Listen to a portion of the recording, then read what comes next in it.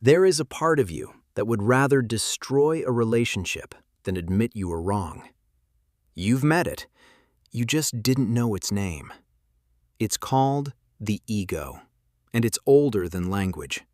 Not ego like arrogance. That came later, a misunderstanding. The real ego is a survival mechanism, ancient and ruthless. It evolved to keep you alive when the world wanted you dead. And it did its job beautifully for 100,000 years. The problem is, it never learned when to stop. Somewhere along the way, it made a catastrophic error. It started treating your beliefs like body parts. Your opinions became organs, vital, irreplaceable, worth dying for. Threaten someone's political stance and watch their pulse rise. Question their religion and their hands may start to shake. This isn't weakness, it's ancient machinery doing exactly what it was designed to do. The ego doesn't know the difference between a knife at your throat and a critique of your worldview. To it, both are attacks on your existence. Both demand the same response: fight or flee or freeze. Think about the last time someone told you that you were wrong. Not about something small, about something you cared about, something you'd built your sense of self around. Remember the heat that rose in your chest before you could stop it? The words that came out sharper than you intended. The sudden need to win, even when winning cost you something. That wasn't you, not the real you. That was the guard dog of your identity, snarling at a perceived threat. It speaks before you think, decides before you choose, defends before you ask it to. Most people live their entire lives believing this voice is who they are. They've never met the thing that's actually running the show. They don't realize the opinions they'd die for were installed before they could consent. This is the part nobody told you. You didn't choose your identity. It was handed to you, piece by piece, before you knew there was a choice to make. And that's where this story begins, with how you became a story in the first place. You arrived in this world without a single opinion, no beliefs about politics, no stance on religion, no idea whether you were smart or stupid, worthy or broken. You were, for a brief moment, a blank page. And then the people around you started writing on it. Your mother told you the world was dangerous, and you believed her. Your father said crying was weakness, and that became true. A teacher called you gifted, and suddenly you had something to lose. A bully called you worthless, and part of you still wonders if they were right. Every label that landed on you stuck a little. The shy one, the responsible one, the difficult one, the golden child. You didn't choose these roles, you were cast in them. And here's the trick. Children don't know they're being programmed. To a 5-year-old, what the adults say isn't opinion, it's physics. If mom says you're too sensitive, then that's what you are, a fact as solid as gravity. If dad never says he's proud, then you must be doing something wrong. The beliefs you absorb before age 7 become the water you swim in. You can't see water when you've never known dry land. So you grew up thinking your family's fears were your instincts. Their grudges became your politics. Their silence became your shame. By the time you were old enough to question anything, the questioning felt like betrayal. This is how a story becomes a cage. You build your identity from borrowed materials, and then you defend it like you built it yourself. The opinions fused with the self. The roles hardened into bones. The narratives others wrote became the voice in your head. And now, decades later, you call that voice me. You protect your beliefs because they feel like organs. Attack what someone believes, and their nervous system responds like you've attacked their body. This isn't weakness. This is architecture. You were built this way before you could consent to the blueprints.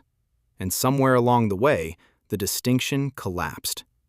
What you think and who you are became the same thing, which means changing your mind now doesn't feel like growth, it feels like dying.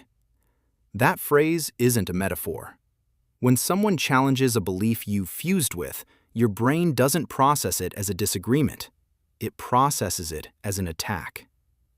In 2016, neuroscientists at USC put people in brain scanners and challenged their political beliefs. They expected to see the reasoning centers light up: logic, analysis, evaluation. Instead, they watched the amygdala ignite. The same region that fires when you see a snake at your feet. The same region that screams when a car swerves into your lane. Your brain cannot tell the difference between someone questioning your worldview and someone trying to kill you. This isn't stupidity. This is ancient architecture. For most of human history, your beliefs were your tribe. Your tribe was your survival. Disagree with the group, and you were cast out. And cast out meant dead. So the brain learned a rule that it has never unlearned.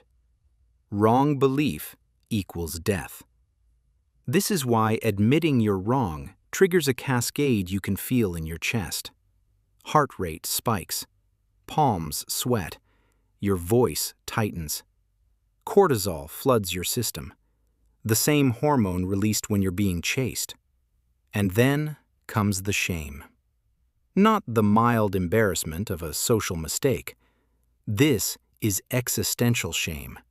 The kind that says you are fundamentally flawed, that you cannot be trusted, that everything you've built on this belief now crumbles. So the ego does what it was designed to do. It fights. It rationalizes evidence that contradicts you.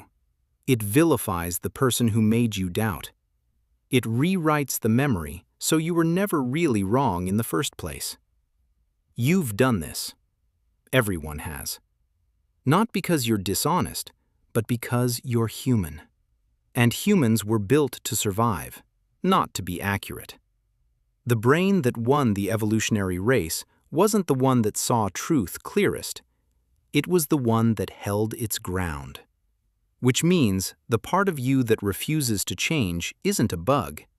It's the feature that kept your ancestors alive long enough to make you. But here's what no one tells you about survival mechanisms. They don't stop running once the danger has passed. The same system that protected your ancestors is now destroying your relationships. It's sabotaging your health. It's turning you into someone you don't recognize. Watch what happens when someone you love offers you feedback. Your body tenses before they finish the sentence. Your mind is already assembling the counterattack. They're trying to help you, and your brain is treating them like an intruder. This is why the people closest to you cause the most pain. They can see the parts of you that you've hidden from yourself. And when they name those parts, it feels like violence. So you fight back, not because they're wrong, but because they might be right. Couples therapists see this every day. Two people who genuinely love each other, tearing each other apart to avoid admitting fault. They would rather lose the relationship than lose the argument. And they don't understand why they're doing it.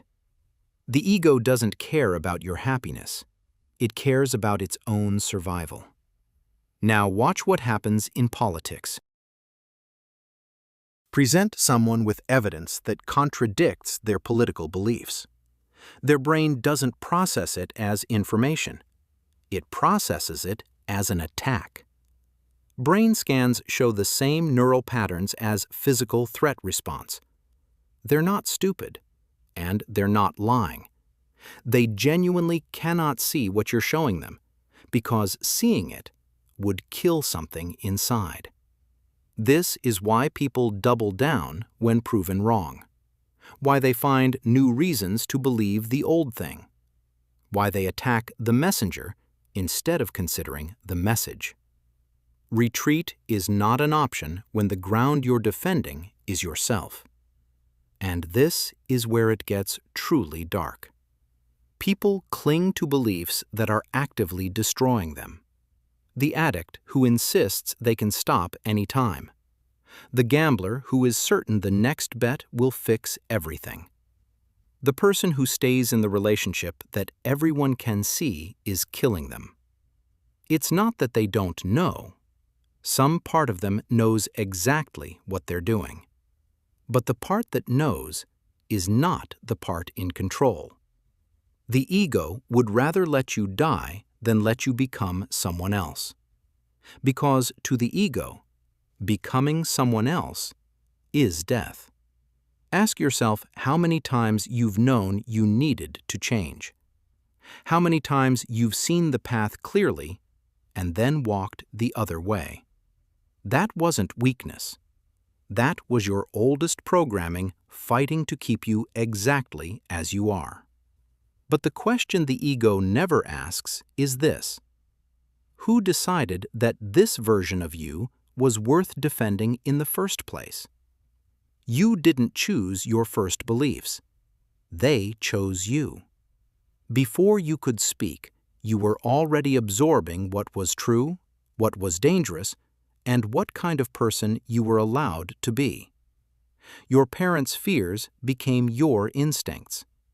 Their unspoken rules became your silent laws. Their limitations became the walls of your imagination.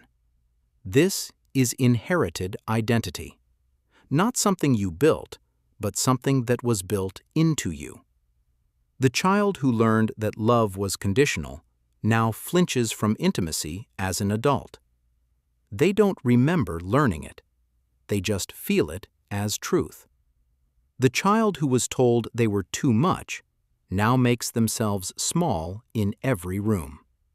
The child who was told they weren't enough now performs endlessly, exhaustingly, for approval they'll never believe. These aren't choices. They're inheritances that arrived before you could refuse the gift. And here is the cruelty of it. By the time you're old enough to question who you are, you've already been that person for decades. The story has been running so long, it feels like autobiography. But there is another kind of identity, one you choose. This is infinitely harder. Inherited identity happens to you while you're still soft and unformed. Chosen identity requires you to do something almost unbearable. You have to let parts of yourself die. Not metaphorically. The version of you that believed those things was real. They had memories, habits, friends who knew them by that name. And to become someone new, that person has to stop existing. This is why people don't change. They would have to kill someone they've known their whole life, themselves. But here is what the ego never tells you. The you that dies isn't all of you. It's only the costume. Something deeper than your beliefs was there before them and will outlast whatever you believe now. You are not your opinions. You are whatever keeps watching when the opinions change. Choosing a new identity doesn't mean inventing a new prison. It means learning to hold any identity loosely enough that you could set it down. There's a strange thing that happens when you stop gripping your identity so tightly. You don't disappear. You get lighter. The Buddhists have a word for this loosening: non-attachment. Westerners hear that and think it means caring about nothing. It doesn't. It means caring deeply without needing the outcome to prove who you are. You can fight for something without becoming it.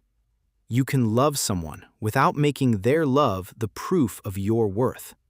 You can hold an opinion without that opinion holding you. This is the difference between having beliefs and being had by them. Watch someone whose identity is welded to their politics. Every headline is a personal attack. Every disagreement is an existential threat. They live in a constant state of emergency because they've made themselves the battlefield.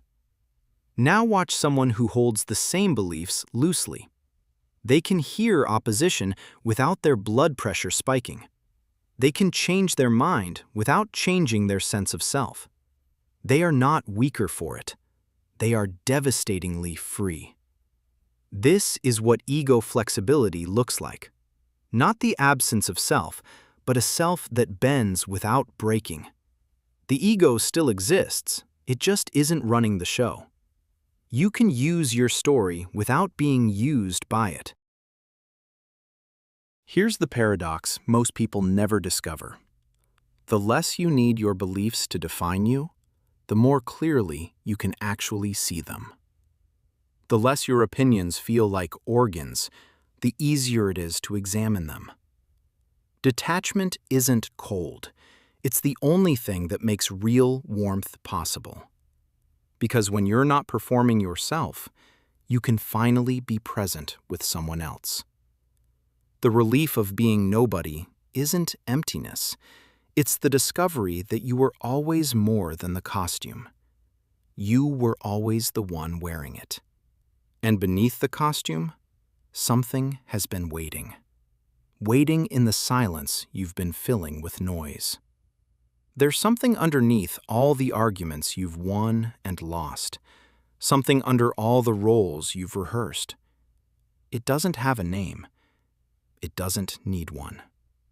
Before you decided what you believed about politics, it was there. Before you learned what religion to follow or reject, it was there. Before anyone told you what kind of person you were, it was already looking out through your eyes. This is the part of you that watches your thoughts without being them, that notices your emotions without drowning in them, that remains steady while your identity panics and thrashes.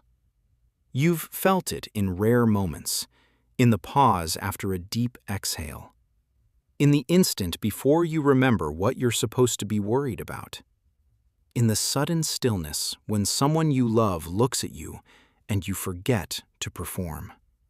That's not nothing. That's the only thing that was ever really you. The ego will keep talking, of course. It will keep insisting that you are your wounds, your wins, your worst fears. Let it talk. You don't have to argue with it anymore. You don't have to win. You don't have to be right. You just have to be still long enough to notice what's been here all along. The part of you that doesn't need defending because it was never under attack.